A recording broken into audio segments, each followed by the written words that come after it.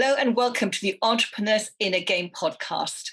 I'm really excited to welcome a very special guest today, Lorraine Dallmeier. She is the award-winning CEO of Formula Botanica, the online organic cosmetic formulation and beauty school and business school, which has trained over 11,000 organic cosmetic formulators and indie beauty entrepreneurs in over 170 countries. Voted the most influential person in natural beauty for 2020 and awarded the Digital Achiever of the Year award for the cosmetics industry by Google. Lorraine is on a mission to show female entrepreneurs that through hard work, determination, and drive, they can also achieve sustainable online business success. Lorraine, a very warm welcome to the Entrepreneur's Inner Game podcast. I'm so excited to have you here. Thank you so much for having me. It is a real pleasure to meet you and a real pleasure to be on your podcast. Lorraine, I have been reading up about you because you've achieved huge success. I think your sales have just touched 5 million, haven't they? We're at $5 million, £4 million last year. So hopefully on a trajectory for a lot more this year. Congratulations. That is an amazing feat. And you have a really interesting backstory, because you're one of those entrepreneurs who started off actually training as a student at Formula Botanica, and you loved the training so much that you ended up buying the business. Yes. It's a great story. So can you just tell us a little bit more about what happened and how you came to take that huge leap of faith? Yes, happy to share my story. So I worked as an environmental consultant for many years. I had very well-paid jobs. I lived and traveled all around the world. I was based out in the Russian Far East. I worked for major multinationals, but I kept coming up against the glass ceiling at work, and it was starting to really annoy me. And the other thing I found was I really wasn't that suited to a corporate environment because I found everything too slow. I found people really a bit useless at times, and it really frustrated me. So I found that when I went on maternity leave with my first son, who is now 10 on his way to being 11, so that gives you an idea of how long I've been doing this now, I thought, okay, I'm exhausted out of my mind. I'm going slightly crazy here. But actually, I think this is my ticket out of my job somehow. I've got to come up with something. So I'd already been brainstorming for a few years because I realized that being my own boss was the freedom that I very much craved. And I found myself on the sofa one day watching the BBC's Apprentice. As you do, I love it. I'm addicted to the program. And I like it too. as always, I was sat there going, well, if these numpties can do it, then so can I. So they were making an iPhone app that day, and I thought, this is it. I'm going to make my own iPhone app. And with my 4-month-old baby in tow, I decided to do that. And I knew nothing about building an app. I had no coding experience or anything like that to be able to do that. But I thought, what could I make an app about? I thought, I know, I've been really into DIY beauty lately. Why don't I do that? What a great idea. I could make a recipe app that teaches people how to make beauty products with ingredients that they can get in the supermarket. So I did that with my baby in tow, and I launched this app, and it did really well. It got downloaded in over 100 countries. I ended up being featured by The Sun and by Woman and Home magazine, who did a big feature on me. And, I was hustling to get PR, which was great. And I thought, okay, what's the next step? And I thought, well, the next step is that I now make beauty products to sell. How do I do that? I have a background in biology. I'd obviously worked as an environmental consultant, but I didn't know how to formulate. So I went on, I've actually bought a couple of books and discovered a tiny online course. And this was back in 2011, 2012, when online courses really weren't a thing. To be fair, it was a little DIY, the course itself, to be honest, in how it was put together, but I really enjoyed it. And I started to learn how to make body butters and lotions and balms and things like that. I thought, okay, I'm onto something here. I'm going to make my own skincare. So then I thought, okay, whilst I'm doing that, let's build up some traffic. Let's build up an audience. Started blogging about ingredients. I love science. I was geeking out on all the botanicals, started to get a following, and then had another baby.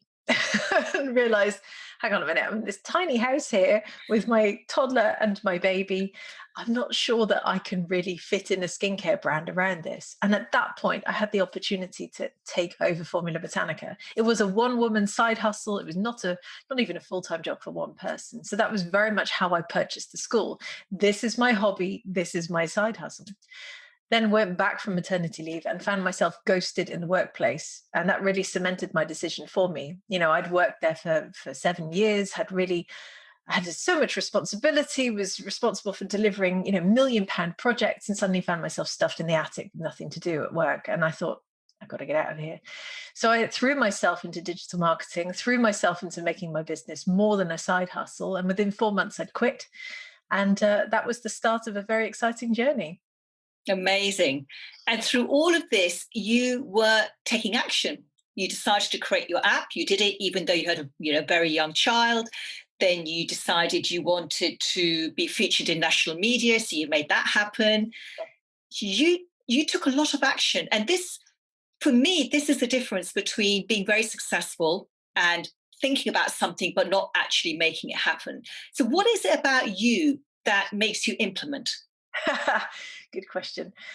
Some people have described me as the most driven person they've ever met. And I don't stop until I achieve what I want.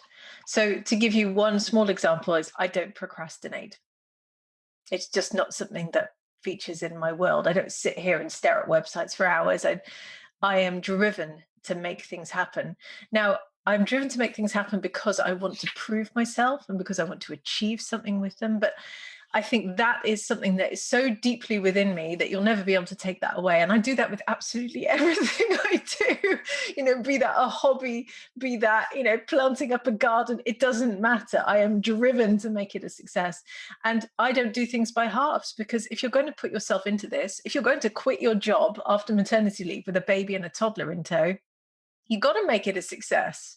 You can't sit there and watch daytime TV or find yourself zoning out and doing something else. You've got to dedicate every waking minute and sometimes non-waking minute as well that you have to making it a success, because that's what's going to be, in my case, the ticket out of full-time employment and into being my own boss. And that's the key, isn't it? Having that drive. So tell me more about that drive. How does it show up for you? Can you summon it up at will, or is it just something that you just tap into? How does it work for you? It is just there all the time. It is part of who I am, to be honest.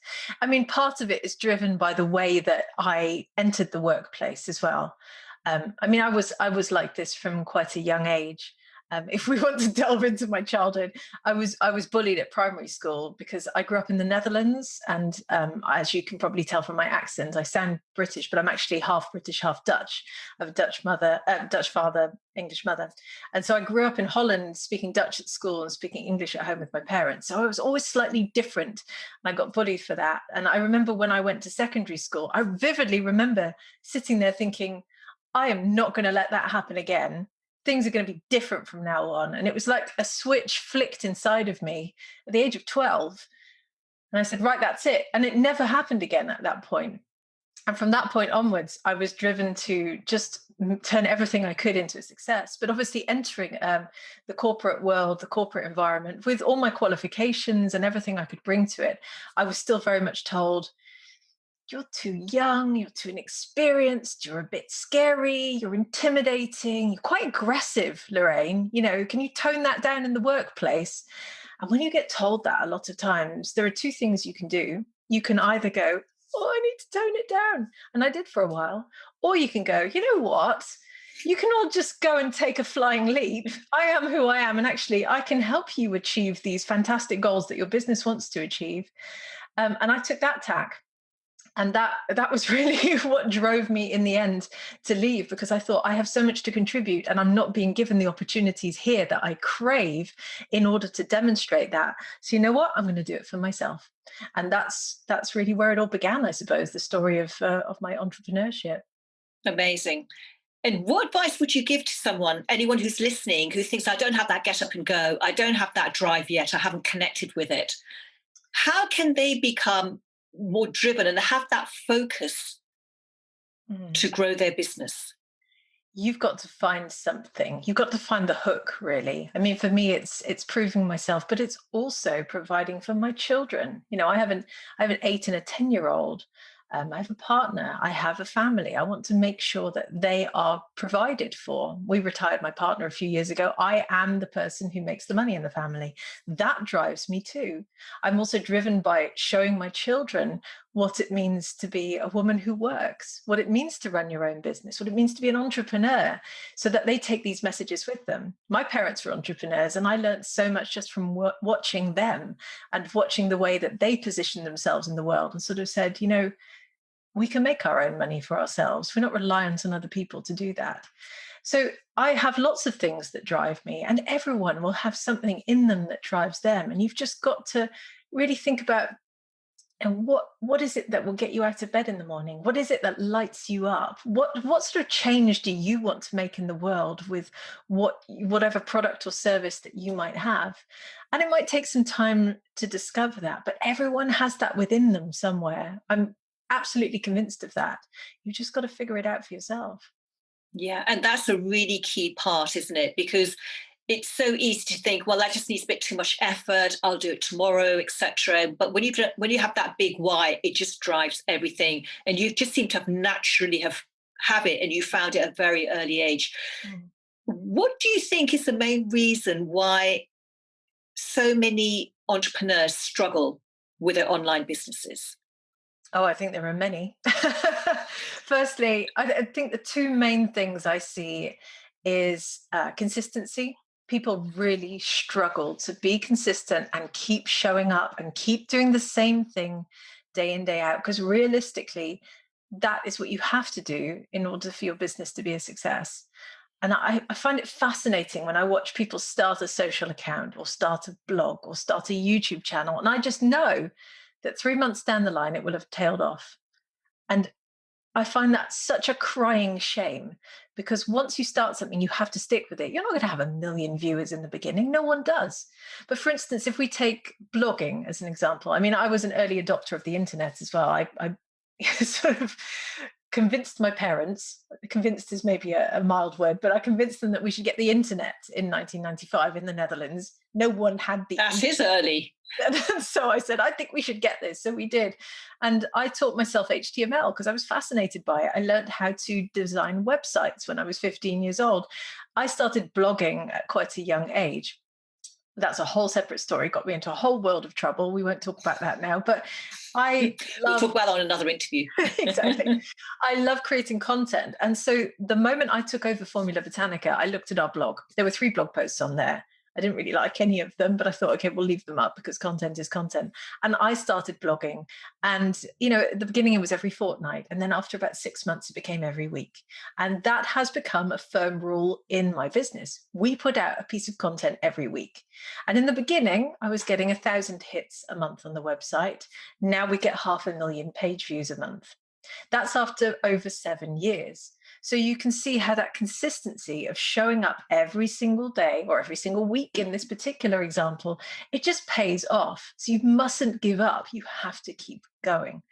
That's the first thing. And then the second thing, which ties in with that, is I watch people pivot all the time. Not even sure if pivot's the right word, change. They sort of go after a year and a half of doing something. I'm bored of this now. I'm going to go do something else. And if I look at the people who started their online business at the same time I did, and at the same time I took over Formula Botanica, I'd say 3/4 of them are doing something completely different now. And they always go, wow, it's so amazing what you've built with this. And I sort of go, well, why don't you stick with what you were doing? Why have you changed 3 times in the last 7 years? And I find people sort of flit from one subject to the next. Whereas actually, if they have something that really works and they'd stuck with it, maybe they would be at a much different scale right now. Yeah, it's getting past that phase, isn't it, where you're putting in the work, but perhaps not seeing the equivalent results of your efforts. And then maybe the boredom starts kicking in. And you're thinking, well, am I going to be doing this every week for the rest of my life? And then you get an email pop into your inbox saying, I've got this amazing new marketing strategy that you must try. And you think, okay, I'll try that. And it just takes your eye off the ball. But there are very few people who stick at it. Mm. But if you did look at the the success rate of those people who do stick at it every day is probably a very high success rate compared to the people, as you say, who change frequently. Yep, completely agreed. You've just got to find something, stick with it, and be consistent. And if you have a product that can change someone's life, even in a teeny tiny way, then you've got a recipe for success there. Yeah, it really does come down to that. And it's so simple, isn't it? What role does mindset play for you in your success and in your client's success? Oh, well, that's an even better question. So for me, mindset, it's interesting because I've noticed people talking more about mindset in the last few years, and I really struggle with the whole concept. We actually teach indie beauty business. We have a whole course. I call it our Indie Beauty MBA, and it's great. And the whole first module is on mindset. And when we wrote it, I co-authored half the course, and we worked with a specialist to develop the other half. I had no idea what to put in there because I had no idea how to put what I do down on paper. So thankfully other people came in because I didn't really understand all the self-doubt and the money mindset. And I had to have someone come in and explain all of that to me because it's not something I've ever struggled with. In terms of our students and graduates, it's a whole different world. And I see so many of them really struggle with who they are and their business and what they want to put out in the world. And even the concept of making money terrifies them. And we have to chip away at that very, very slowly. And we start by saying, okay, let's make you visible. Let's put you out there. We have a lovely classroom and we have about 10,000 students in there. And it's a really heartwarming place. So we do things like visibility challenges in there and say, put yourself in front of the camera. If you've never done it before, this is your opportunity to shine. And it's such a safe space. We're all going to catch you and, lovingly help you through this. And so they start with that. And then it's this concept of your formulation is not a reflection of your own worth, so you can charge money for what you're making. There's this whole concept of you're not tinkering in the back room. You've actually got to put yourself out there and hustle to get your formulations sold as well. So there are all sorts of different mindset issues that we watch people struggle with. But because we have such a gentle, supportive community with, over 12,000 students now in there, people sort of they form friendships and they have little groups together and they get through those issues together, which is why we've had just hundreds if not thousands of indie beauty brands start by going through our courses, but it takes time to get there. Absolutely. And I imagine some people are more able to manage to create that mindset than others. Yes. Yeah, absolutely. I think it's something you have to grow into. If it's not something that comes naturally, you have to give yourself a stern talking to every now and again. And obviously, we do our best to support our community as much as we can. And those who break through those barriers are the ones who will do the best with it. Absolutely. So let's talk about a little bit money mindset. Your business has grown. It's grown hugely since you took it over. Do you ever hit income glass ceilings? Do you ever get to have those thoughts? This is getting really big. This feels a bit scary. No. I know I'm fairly unique in that respect from what I've gathered over the years.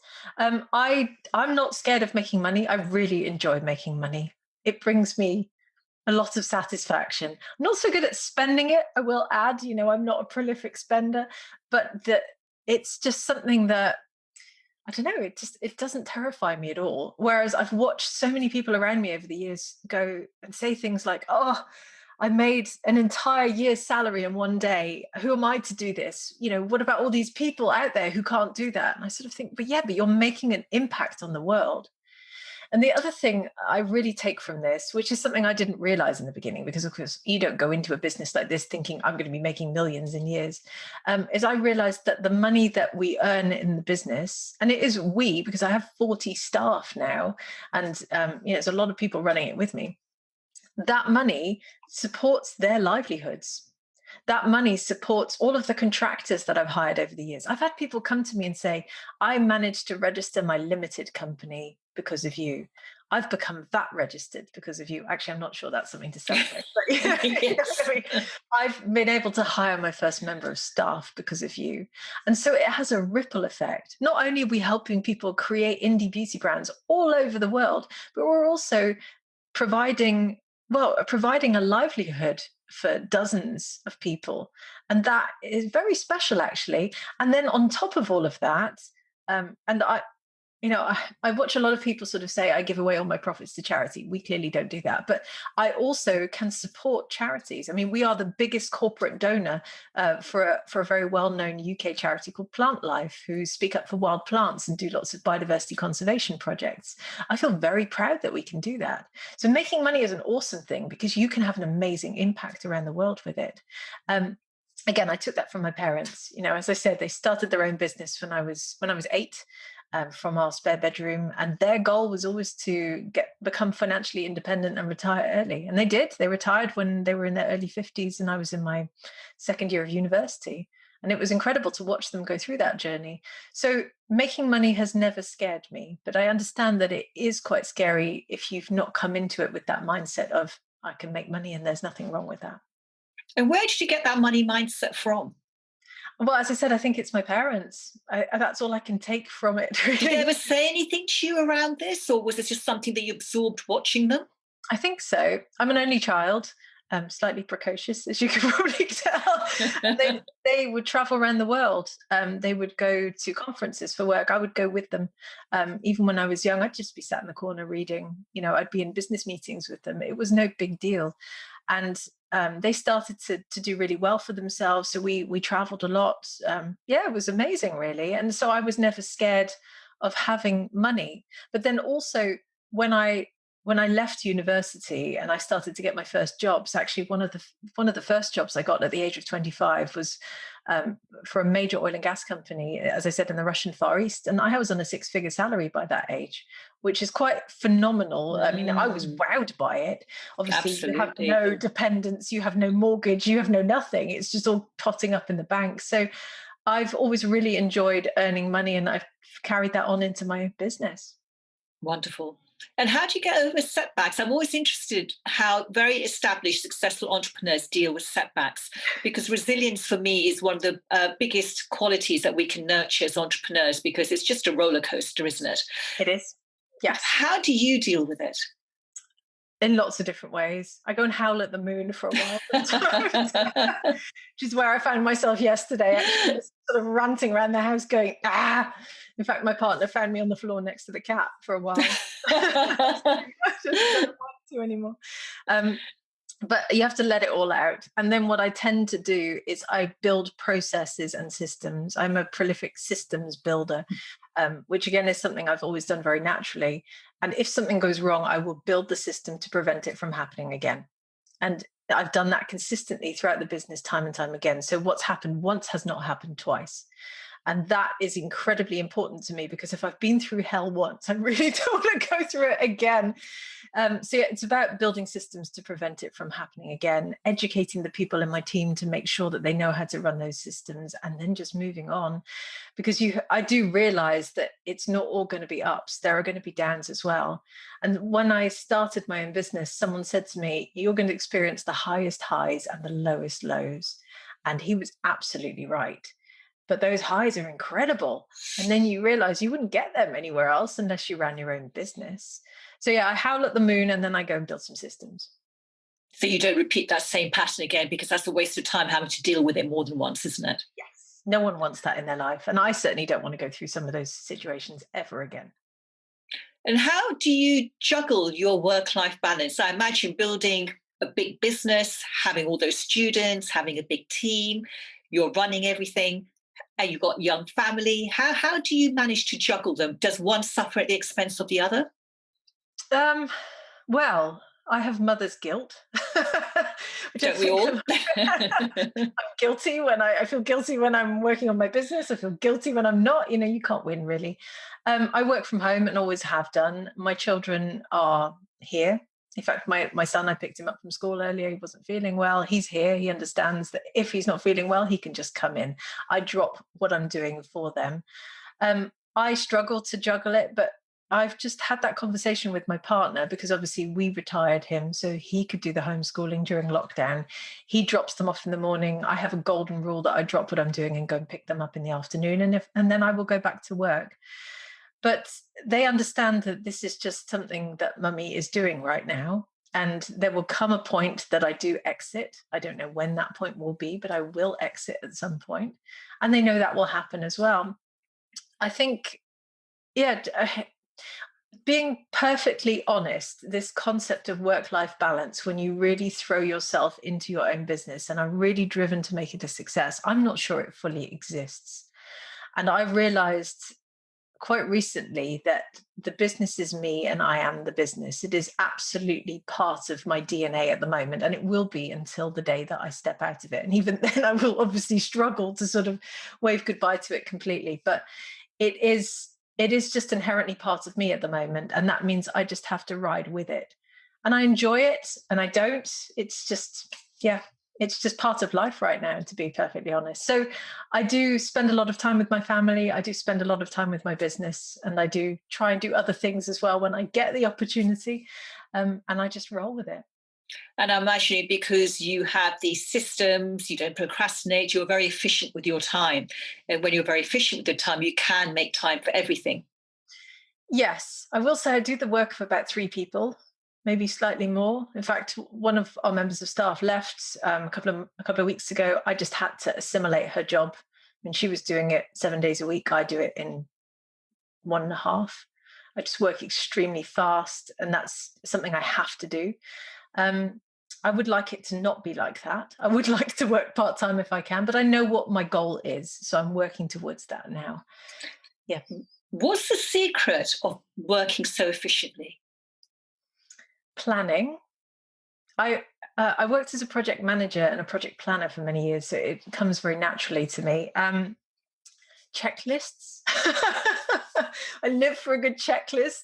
I'm surrounded by those lovely little note blocks and to-do lists, and just making sure that I'm completely on top of exactly what needs to happen when, and having timelines for everything. So when someone says this is a new project in the business, I will always work backwards and go, right, well, when is it going to be launched? What needs to happen? Who needs to be involved with what? How can we divvy that up? Put that in your calendar, get that person involved. I'll do this bit, and we're off. And it has to be like that with every single thing I do in the business. Otherwise, nothing will get done.